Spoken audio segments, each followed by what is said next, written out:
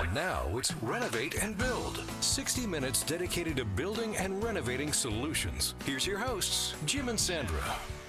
Hello, so great to have you along for another hour of construction talk here on Renovate and Build. I have my co-host, the founder and president of Fair Trade Works, Jim Perkins, back in the chair again this morning to share his construction experience with us. Good morning. Good morning, Sandra. Great to be here. I'm actually raring to go this morning. Excited with the show's lineup. We have some fantastic guests lined up ready to share their expertise with us. Today's theme is increased communication, something very important to our Fair Trade Works business model. People just want to be heard, they want to know what's going on with their construction projects and be in constant communication in this 2014. And I've learned from being in the communications department here at your company, construction needs a lot of communication.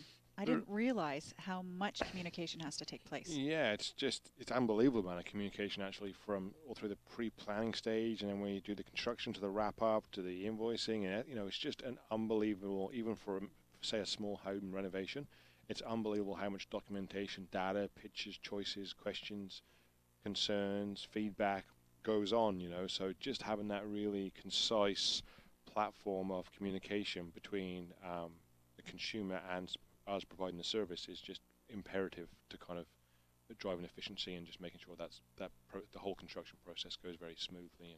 So eliminating it for the client, all of those other people to talk to, they just have one point of contact. Yeah, with Fair Trade Works, they certainly have one point of contact and one porthole, but and also kind of putting what to expect and the kind of rules and regulations in place at the beginning. So when a homeowner is planning these things and communicating with their advisor at Fair Trade Works, there's not paper and text and phone calls and emails and trying to consolidate all that so it's easily kind of documented and found. We just put everything in a kind of a system and in a place, so it's really easy for us to access the information because there is so much information. So that whole filing system and that kind of platform is again essential to make these projects a success. Well, there's another company here in Vancouver that understands your pain, Jim. James Faulkner, the president of a company called SiteMax Systems, is going to be joining us this hour to talk about his new construction app, which is to increase communication on the job site as well. Sounds great. And also heading the show today, a topic very near to all of us, affordability for the housing in Vancouver. We're honoured to have Vancouver's Chief Housing Officer join us here on Renovate and Build today to talk about Vancouver's new affordable housing agency. But first, let's congratulate a team of architects in town that not only have picked up one design award at Vancouver's inaugural Urban Design Awards, but two. Principal Mark Ostry is on the phone with us this morning. Good morning, Mark. Good morning, Sandra. And congratulations. Thank you very much. Wow, two recent awards. Yes, we're very happy to receive two in its inaugural year.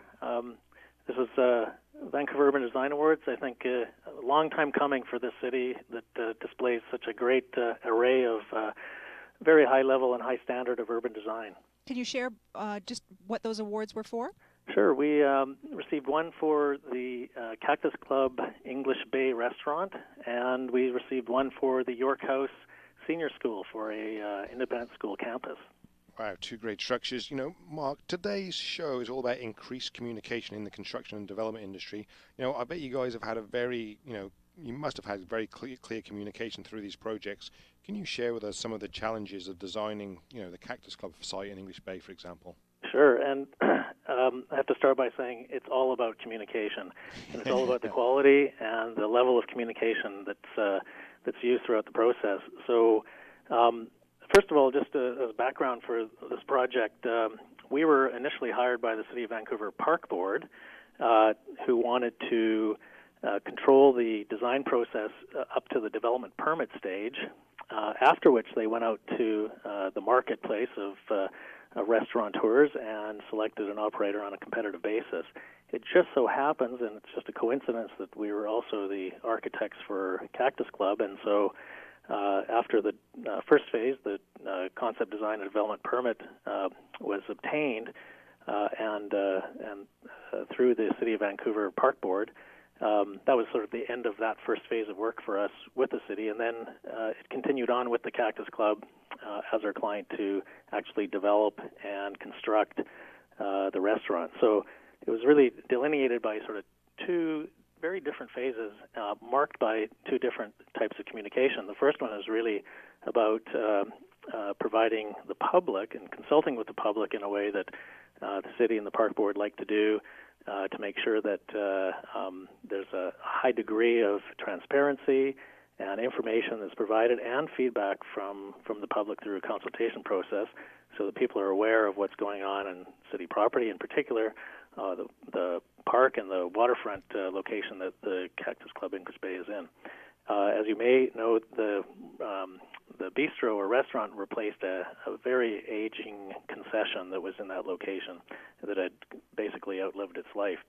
But then that communication of a concept design and a schematic design that made its way through to the development permit stage shifted once we began working with our next client, the Cactus Club, into effectively making a restaurant in that location work for the Cactus Club, but it was essentially already designed to the schematic design stage with the city. So there were a lot of things that, a lot of tweaking that went on, and a lot of reality checks with the constraints that we had to deal with that in this particular project were quite severe and quite restrictive in terms of the constraints I'm talking about.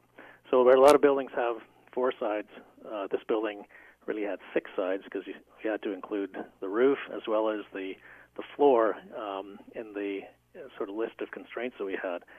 You know, we had the water and the beachfront and the seawall on to the west, and then on the opposite side of the building we had pedestrian and bike promenades and city streets and loading and unloading that we had to negotiate.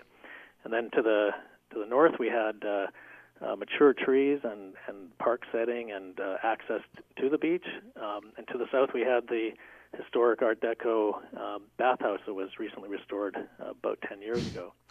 So that just limited us on 4 sides, but we also had a height restriction that we couldn't go above, and we had high flood plain dimensions that we couldn't go below. It's a puzzle. So the building actually pushes and pulls and fits into the site like a real piece in a puzzle. The kitchen is actually underneath the sidewalk, believe it or not, and we've just used every square inch that we could possibly use. And it's in terms of being able to use communication as your theme, to be able to communicate all of these incredibly tight tolerances, not only to our client that has to figure out how to operate a restaurant in this situation, but also to the contractors, the myriad of contractors that have to coordinate all the different mechanical and electrical systems so that everything worked seamlessly and beautifully. I mean, that was the challenge. Wow. I was going to say, you know, what's your firm most proud of with this project, but I think it's completion. Well, completion and also execution at a very, very high level of quality. There was a lot of concern by our first client, the city and the park board, about just how the public would react to a new structure a commercial structure being built in to replace the concession on the seawall front. And so there was a lot of sensitivity and concern that went into making the building as small and as transparent as possible, so that it wasn't an imposition in the landscape, but actually, something that's beautiful to look at, but also integrates it, really well with the landscape. Yeah. And you succeeded. Yeah, it's beautiful. Yeah. I was just going to say did a fantastic job. It just seems like it's you drive by now and it just seems like it's kind of always been there. It just sits in there nicely, right? So. Yeah, it's very comfortable in the way it fits, but it was almost torturous to get it in there. So going back to your awards, why do you feel these kind of awards are important to Vancouver? Oh, I think they're extremely important to Vancouver.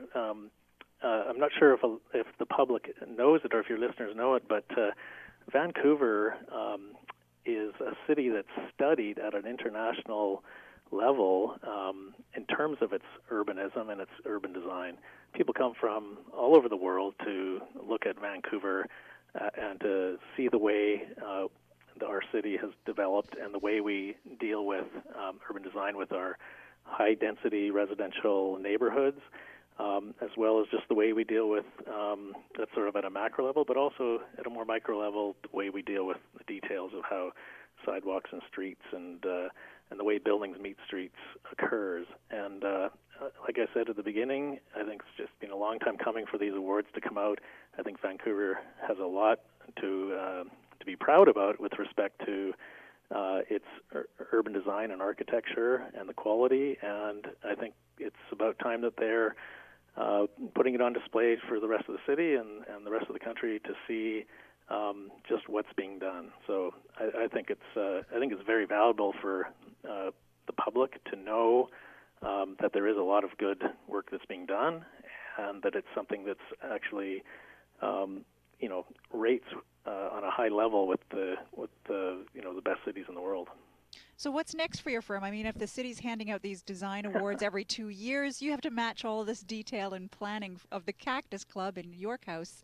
This is going to be difficult for you to up this. Well, we try not to think about upping it. We try to think about it more laterally, that every project's different and unique, and we've got a lot of great projects on the proverbial boards that will hopefully be completed and photographed by the time the next awards come around. But Vancouver has a lot of great architects and great urban designers, and I think there's a lot to go around. But of course, we hope we're in there the next round. That's for sure. That's exciting times, Mark. So thank you again for your time, Mark. I know you're extremely busy, and once again, congratulations. Okay. Thank you very much. We've been speaking with Mark Austry, a principal at award-winning Acton Austry architecture firm right now. And once again, congratulations to them. They're proud, dusting off their awards today. And coming up right after the break, we're going to continue with our show's theme today of increased communications in construction, this time through technology on the job site. We'll be right back. There's still lots more ahead. This is Renovate and Build, powered by Fair Trade Works with Jim and Sandra.